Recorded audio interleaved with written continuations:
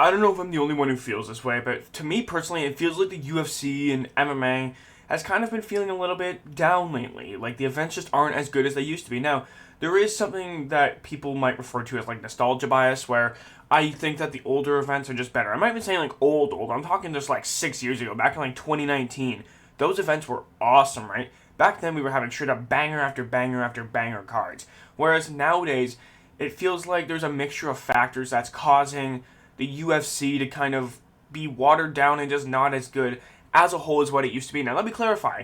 I still enjoy watching fights. I still look forward to those Saturday night cards. Don't get that mistaken. However, I think that there are certain things that when you look at the UFC, they just got to change. In order for the product to just be better, I think we have to do certain things a little bit differently, okay? So I have a few things written down here, and today we are just going to go over this list. So let me know if you guys agree, disagree, or anything you'd like to add on down in the comments below. So I'm not going to waste too much of your time. We're just going to get right into this. So the first thing I would do, get rid of Dana White, right? Now let me clarify something. I like Dana White. I think he's a great promoter. I think he's a all no BS kind of guy. Whatever. I like him. He's fun to watch. He's super funny. However, I think Dana's getting too caught up in his other side hustles to be fully focused on the UFC, right? Power Slap, for instance. Who thought that that was a good idea, right? Power Slap to me is a literal joke. It's stupid. It doesn't require any skill. It's dudes slapping each other in the face. You're not allowed to defend, block, slip, parry, nothing. You have to let them hit you unconscious over nothing. It's absolutely ridiculous. That's a whole other separate conversation. And he's getting involved with boxing, which I don't necessarily think is the worst idea in the world, but when you run a fighting promotion, you need to be more focused on your fighting promotion. When the Canelo Crawford card was happening, he wasn't even at his own UFC No Shea Fight Night card, okay? That's how serious we're talking here. Now, I understand Canelo Crawford's a much bigger card than the UFC Fight Night No Shea.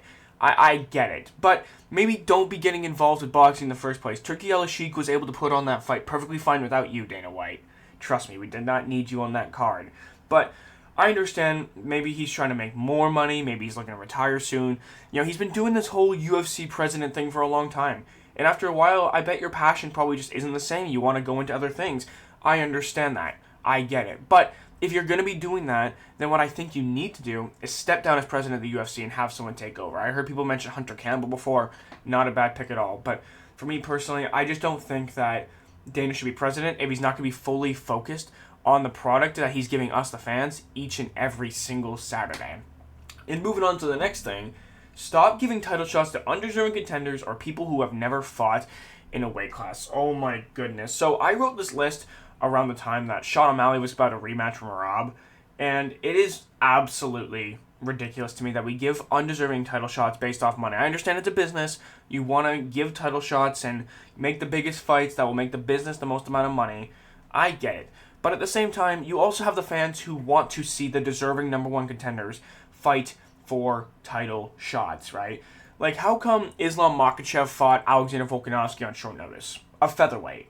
How come he couldn't fight a different lightweight on short notice? Or move the card to a different date, possibly? You could have done anything different but call Alexander Volkanovski. How many people did they call first before calling up a featherweight? Probably not very many. I'm almost willing to guarantee it. So I think that when it comes to fighters who don't deserve title shots, specifically ones who have never fought in the weight class, that all started because of Conor McGregor, right? When he fought Eddie Alvarez, champ, because Conor is the biggest star, Conor can do whatever he wants. But there's no other fighter in the UFC like Conor. There is no other UFC fighter who is generating 1 million plus pay-per-view buys every single time he comes out to fight. No other fighter does that. John Jones doesn't do that. Ilia Topuria, Islam Makhachev, these guys generate 500,000. They don't generate 1 million plus like Conor McGregor does, though. So I think when you're talking about these regular superstar fighters who aren't on the level of a Conor McGregor, it doesn't make any sense to do it, right? Ilia Topuria should have fought someone before getting a straight-up title shot because he had only fought in featherweight, besides his one fight against Jai Herbert, but that wasn't even a ranked opponent. Then you take a look at what? He won the belt against Volkanovski. He defended it once against Max Holloway. Then he moved up to 155 and fought Charles Oliveira. Those are all three fantastic wins, right? I'm not trying to discredit those wins. However, I think Ilya should have moved up, and if he was going to fight Charles, or fight Arman, or fight Dan Hooker, fight Justin Gaethje, fight someone for a number one contender spot to take on the challenger, or to be the challenger for the lightweight belt.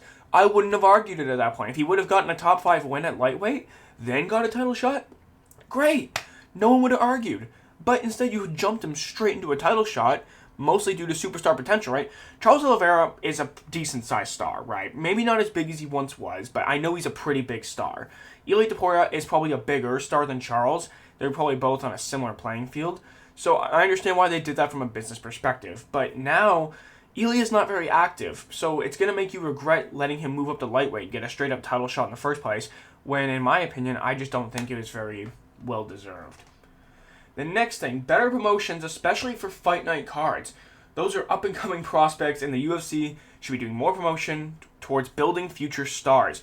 Absolutely. This is something that the UFC does a really crappy job of, right?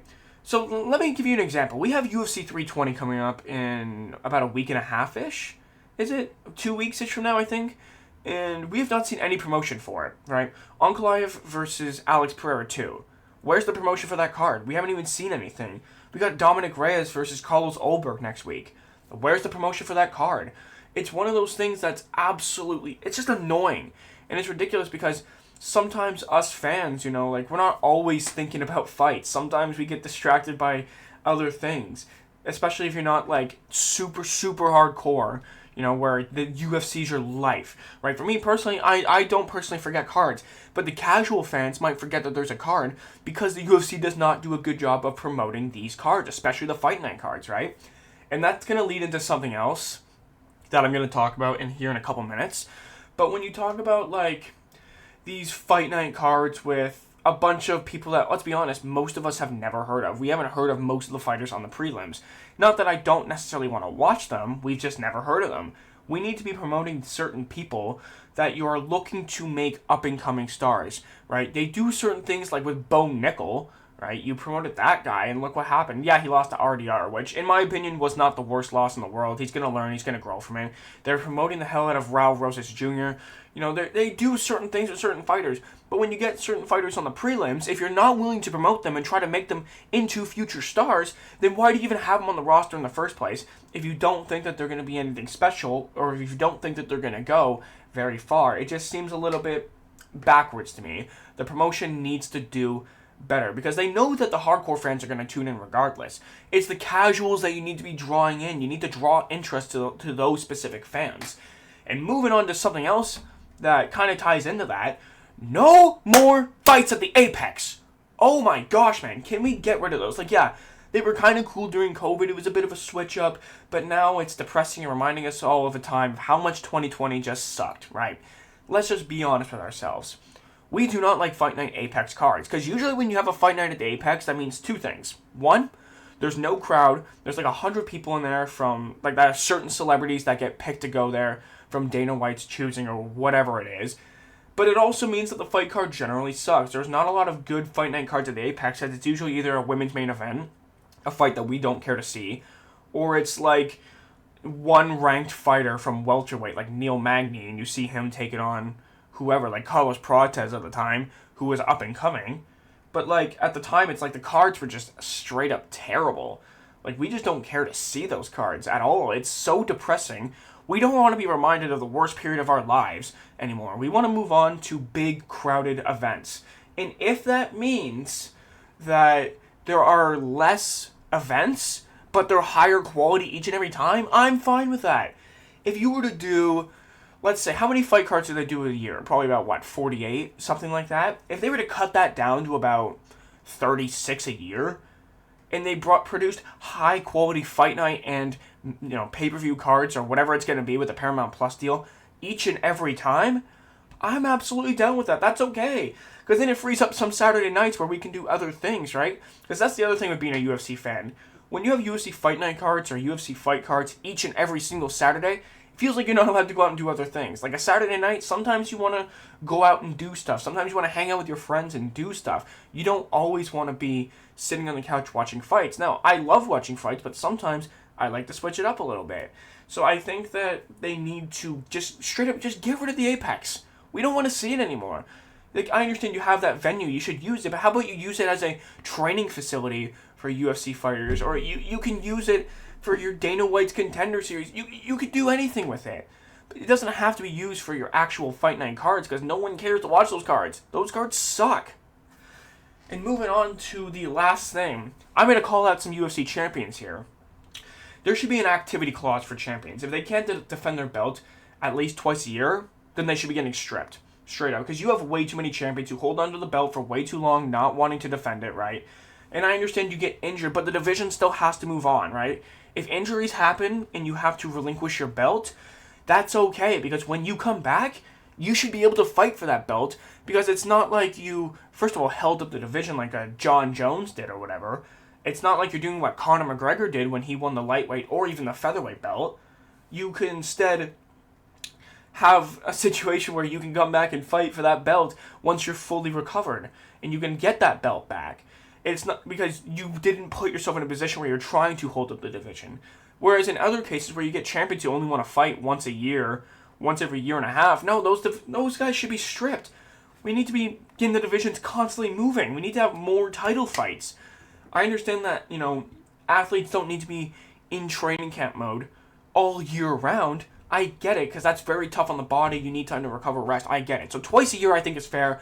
There should be an activity clause, because I think it keeps the divisions moving constantly, and it keeps us fans more intrigued, more interested. So let me know what you guys think of this down in the comments below. If there's anything you want to add or remove, or if there's anything you just don't like or you do like, let me know. And thank you guys so much for watching. If you guys enjoyed, make sure to leave a thumbs up, make sure to subscribe, and I'll see you guys later.